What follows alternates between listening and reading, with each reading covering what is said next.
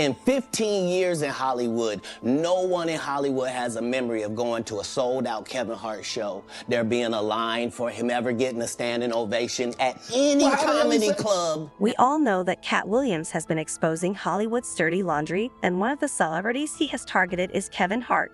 This feud began a few years ago when Kevin criticized Katt, blaming his addiction for ruining his career and accusing him of blaming others for his failures. Well, it looks like Katt is finally ready to clap back at those allegations because he just gave an explosive tell-all interview with Shannon Sharpe. In the interview, Katt accused Kevin of selling his soul and integrity for fame and claimed Kevin was made to undergo a humiliation ritual by cosplaying as a gay man. This isn't the first time Katt has accused Kevin of being power-hungry and selling his soul to achieve success. But this time, he held nothing back and exposed all the sick and twisted things Kevin has allegedly done over the years to gain fame and power. However, Kevin is now fed up with Katt's constant attacks and is clapping back in the most savage way possible, planning to sue him for defamation. Though 2024 has only just begun, it already looks like it's going to be a long year for Kevin, as Katt really laid into him in that interview. All of these big dick deviants is all catching hell in 2024. It's up for all of them. It don't matter if you Diddy or whoever you is, T.G. Jakes, any of them. All lies will be exposed. That's all. And anyone who takes that the wrong way, know why they take it the wrong way. In case you missed all the drama over the past few days, Katt Williams pretty much set the internet on fire during a 3-hour interview with Shannon Sharpe. When the interview was first announced, many people thought Katt would just be his usual goofy self and probably spend the whole time cracking jokes. But he did the opposite and exposed the whole industry's dirty laundry, leaving many people scrambling to respond to him. What really got people's attention was when Katt called Kevin Hart out for being power-hungry. This wasn't the first time Katt has shamed Kevin for selling his soul for fame. He previously called Kevin out for pretending to be gay in an SNL skit a couple of years ago. Back in the 2000s, there was a lot of talk about how black men were forced to wear dresses and wigs as a sort of rite of passage to make it in Hollywood. Dave Chappelle spread these rumors during an interview with Oprah Winfrey in 2006, where he talked about how the makers of a movie he was working on with Martin Lawrence tried to make him wear a dress, even though he didn't want to. I mean, I'm a conspiracy theorist to a degree. Like, when I connect dots that maybe shouldn't be connected, I don't know. With certain dots, like when I see that they put every black man in the movies in a dress at some point in their career, I'll be connecting them down like, wow, all these brothers gotta wear a dress. This happened to me. I'm doing a movie with Martin. Yeah. The movie's going good. So I walk in a trailer. I'm like, man, this must be the wrong trailer because there's a dress in here.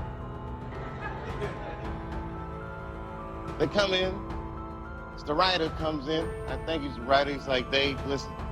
We got this hilarious scene where Martin's sneaking out of jail. So he disguises you as a prostitute. And he put this dress on, and what? This prostitute? Nah, I'm not doing that. I don't feel comfortable with that. That should have been in the discussion. What? You don't feel comfortable with it? I mean, it's a hilarious bit. All the greats have done it.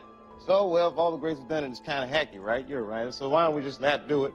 Because I don't feel comfortable wearing a dress. Oh, come on, Dave, listen, we got it all set up. We're supposed to shoot. Every minute you waste costs this much money. You know, the pressure comes in. He said, I'm not wearing no dress, man. I'm funnier than a dress. Just give me something funny to say. I don't need to wear no dress to be funny. What am I, Milton Berle? You know, we're going like this. And then finally he's like, and he leaves. And then, like, the director comes, Dave, it really would be great if you wear the dress. The story gets even more interesting now that Dave Chappelle says the directors had another script ready in case the first one didn't work out. They wanted him to dress up as a woman instead. But the minute it was clear, I was adamant, I'm not wearing a dress. I'm not wearing the dress. All right, fine. Think of something else. Guy comes back 10 minutes later, the whole new scene.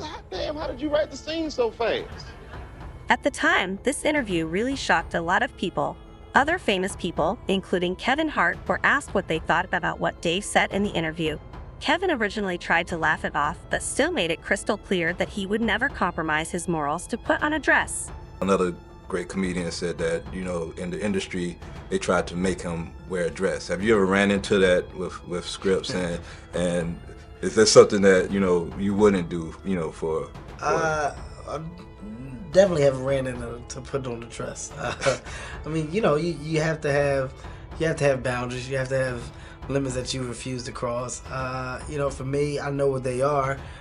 They've yet to been challenged, so you know I don't have to speak on them. I was asked to dribble a basketball on the talk show this morning. You look said good no to doing that. Not that was a dress, but I was like, no, I'm gonna look stupid. You know, at the end of the day, you got to know that you're a brand. I'm a brand.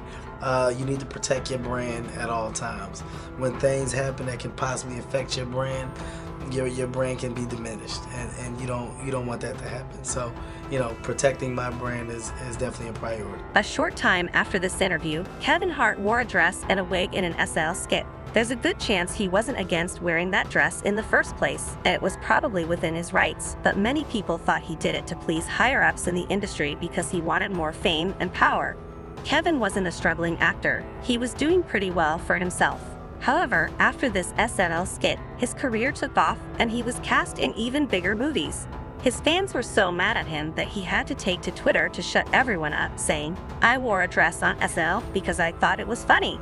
I made that decision. Nobody made it for me." Later, Katt Williams was asked what he thought about Kevin wearing a dress. He said it wasn't Kevin's fault because he was just one in a long line of black men who have been forced to wear dresses to move up in the entertainment industry. Kevin was only doing what he had to do to get ahead in Hollywood.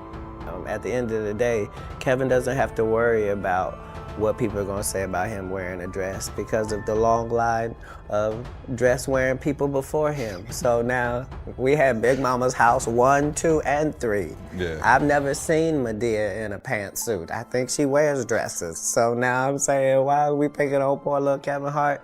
Because it was his turn next. Okay. However, there has been a theory for some time that Kevin is just a plant who was forced into the business to take Katt's place. These rumors got even worse after the whole SNL skit because while Kevin's success in Hollywood was going through the roof, the media started to slander Katt's reputation with claims of him being an addict, which he later addressed in an explosive rant back in 2016. The reason I don't do Big Tigger is because I had a tumor in my upper jaw and they had to take it out. And they had to block the whole right of my sinus with a piece of metal. So ever since I got out the Marine Corps, I can only breathe out of one nostril, boy. I get my blood tested every 3 months for the last 15 years. All narcotic tests have come up 0.00%. I'm 44 years old, little Tigger. You look up my rap sheet. I have never had a DUI or a possession of anything, not even the I do every day. See, when you real, you can tell the truth about anything or anybody. Katt took a break from social media and came back in 2018 with even more to say. He then claimed that Tiffany Haddish was also a power-hungry pawn in the entertainment business. 46 female black comedians that I know personally that I put on tour who have a hard time getting a chicken sandwich from Chick-fil-A after they headline 7 shows at a club for $2,500 a week. But people like real, and that's why they like her. Is that what they like? They love realness. Oh, because everybody's real then. So don't trip. No. Is they so ghetto? When did that become marketable? Knock it off. They like her because she want to sleep with a white man. That's why the only thing she said was, I want to give it to Brad Pitt. Now, even though Katt didn't mention Kevin in that interview, Kevin was triggered and he chose to go in on Katt when he and Tiffany appeared as guests on The Breakfast Club. He called Katt a failure and said the reason Katt isn't where he needs to be in his career is because he chose to be a crackhead instead of focusing on his work. Frustration with Katt Williams comes from, you keep pointing at Hollywood. Hollywood this, the white man, this, and this. When do you take responsibility for your actions? You had the shot. Katt was in that position at one point. You were the guy. Yeah. You were set up to be the star. You didn't show up to work. You promo shoots. You off your promo trips that they had set up for you. You became a risk to the studios, which is why the studios stopped f***ing with you. Why was he a risk? He chose you. Oh, okay. Take responsibility for what you chose and say, you know what, I gotta fix me, and I'm gonna come back and I'm gonna stand up for comedy.